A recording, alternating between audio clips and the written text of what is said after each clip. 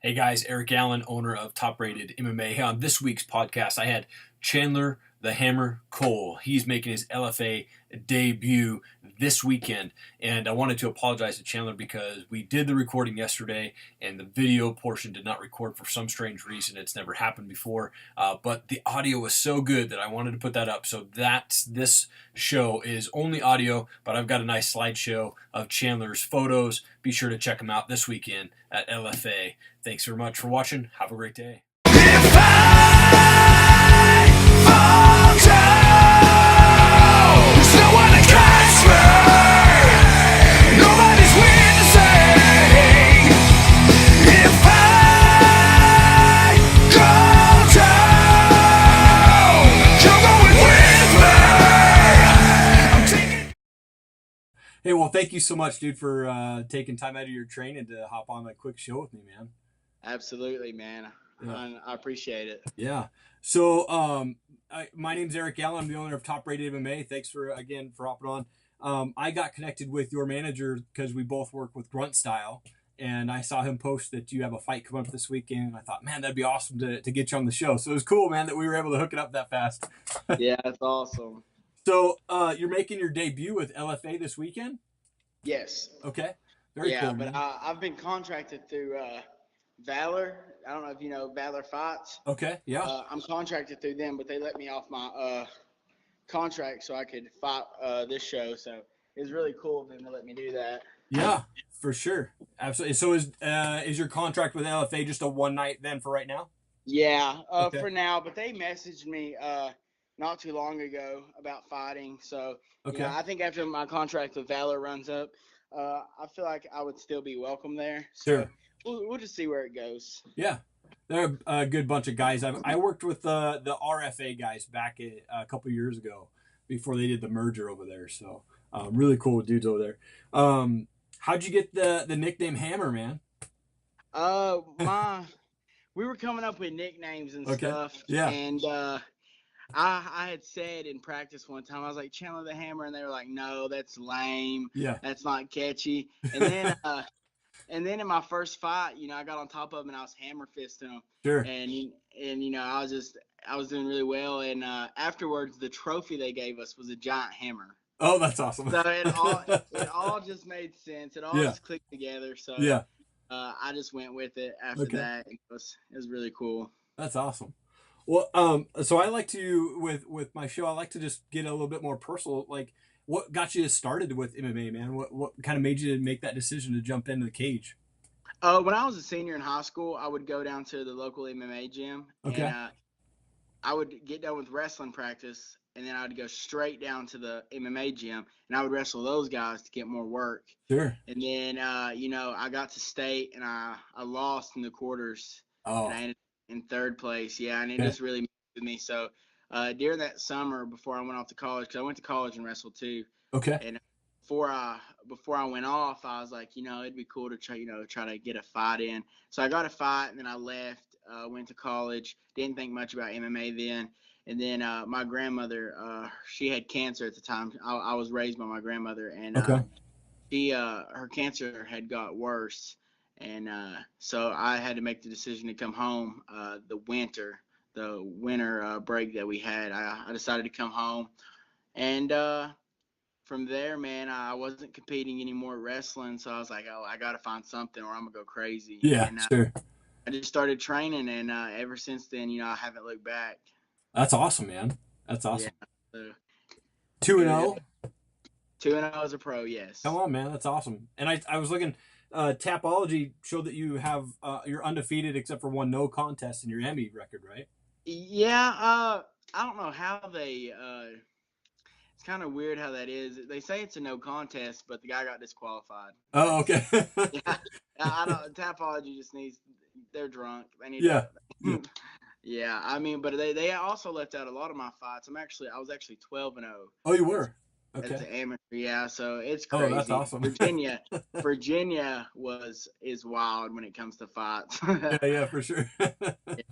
That's all. I was at a local Emmy card this last weekend, and one of the guys came out, man, just like a savage, just like tearing up this dude. And then he ended up pulling like a "Here Comes the Boom" and puked all over the cage, dude.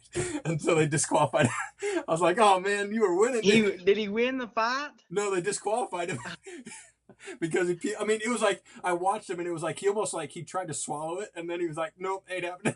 And then it just went over. I actually threw up after a fight one time. I was on top of a guy back in my amateur career. Yeah. And he like punched me in the throat. Oh. From bottom. So I was on top. Sure. And I tried to post and it hit me. And I stood up and I was like, and I walked to the door and I was like, Yeah. They opened it up. They gave me a bucket. And luckily the lights cut out and they were doing all the fancy light shows. And I threw up in a bucket right in front of the ring girls. It was embarrassing. Yeah.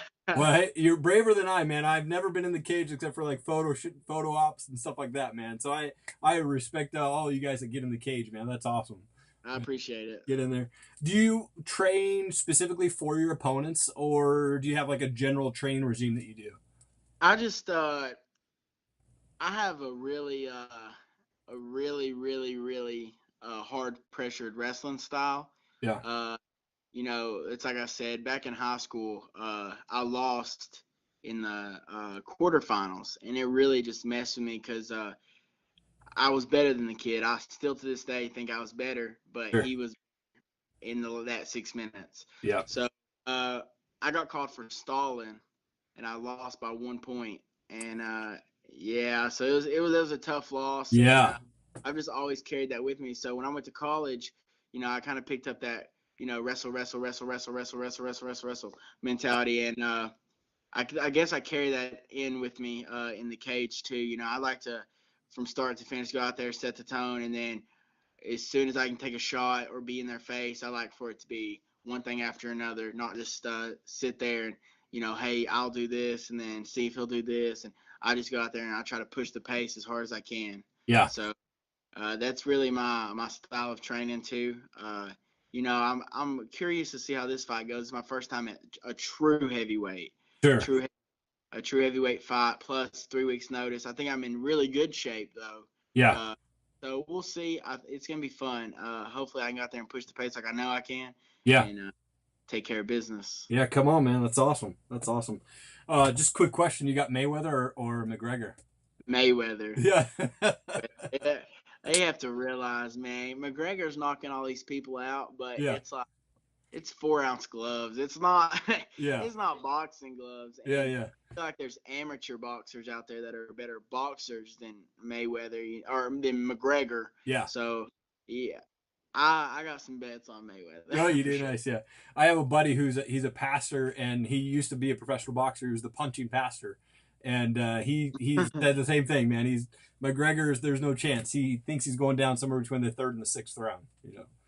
But, you know, as long as I think it's gonna give Floyd some trouble in the very beginning because I think Conor McGregor's style is gonna throw him off because it's not gonna be a traditional boxing. Right. So I think he's going to see a lot of stuff he's never seen just because that's who Conor is. Yeah. But I think when Conor starts to slow down in like the later rounds, like around the 5th, 6th round, I think that's when Mayweather will start to really pick him apart. Yeah. Awesome.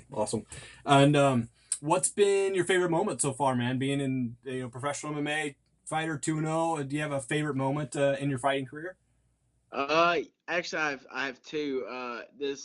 This organization back home, they asked me to come be a part of their special needs banquet thing. Okay. And I showed up, and like all the kids knew who I was, and I didn't even know they did. Wow. But all of them knew who I was. I got to sign autographs and take pictures with all the kids. And, you know, there was a kid there who he had some type of, I guess, cancer or some type of illness. Yeah. And he walked up to me and he was just like, "Can I please have your autograph?" And I'm thinking, you know, this kid has so much going on and he's just concerned about getting my autograph. So that was a real special moment. And my fight, this kid, he had like this little stress doll, and he walks up to me after my fight and he was like, "Will you please take this and have it?" And I was like, "Yes." So I took my medal off my neck and I gave it to him, and I was like, "As long as you promise me that you'll always keep this." So that was a pretty cool moment because the kid was probably like 3. Okay. But that I was his favorite fighter. So just impacting kids, you Sure. know, hopefully just getting that message out. You know, don't ever let anyone tell you can't do anything. Yeah. So Yeah. anytime I have that impact, I think that's the best moments I've had so far in my fighting career. Man, that's awesome. That's awesome. And by the way, how's your grandma doing? She actually passed away in 2015. Oh Yeah. man, my condolences on that, man. It was tough. Yeah. It was probably one of the hardest things I had to go through, but I think it made me stronger as a person, and it made Yeah. me grow as a fighter. Yeah. Because now it's like, you know, you watch someone. She actually got cancer when in 2010, and she fought it for 5 years. It came back 7 times. Wow. Yeah, and she just kept fighting. So it's kind of like my motto, like my Yeah. life. Like if I had to sit and watch, you know, my grandmother who was in her 70s fight cancer for so long. So there's no excuse of why, you know, I can't be the best in the world one day. So Yeah. keep it as motivation. It's you know, I used to, oh God, you know, Yeah. I'll get crazy, but now I just I'm like, you know what, I know she's watching down on me, and Yeah. I'm gonna do the thing. That's awesome. I spent a lot of time with my grandma growing up too, man. So she basically raised me as well. So that's why I was curious on that. She's 83 and just spent 10 days up here at me and my wife's house up in Idaho. And man, she's like a young 83. So it was just fun to see my kids getting connected with her and stuff like that. So That's awesome. always fun to hear about that. Hey man, well, so I want to give you an opportunity to give a shout out to any sponsors that you have. I'll post links on the YouTube video beneath that. And so I'll make sure that they get, some traffic to their sites too. But any sponsors you want to give a shout out to? J Great Entertainment. I actually work for them. I DJ through them. So on my off time I DJ, and Nice. Southern Steel, they've been real good to me. It's a tattoo shop down here in Virginia. Okay. Let's see. Elite Fitness, that's where I work out at. That's where I get a lot of my training. Garrett's Collision. It's just this guy who's been keeping up my career. He wants to help me every way possible, so he buys ads off me. And you know, I know there's someone I miss, and they're gonna hate me when they see this. Cole's Tanland. My mom owns a tan and salon. Okay. If I don't give her a shout out, I know she's probably gonna kill me. Yeah. Shout out to the mom. Right. And I guess that's all my sponsors. I Okay. hope. Yeah, right. Hey man, well that is awesome. I'm so pumped that you came on my show, man. I really appreciate it, dude. Man, good luck. Get in there and kick some butt, dude. And Absolutely, man. All right. Hey, thanks again. Appreciate it. Yeah, have a good one. Hey, you too. Thank you. Yep. Bye-bye.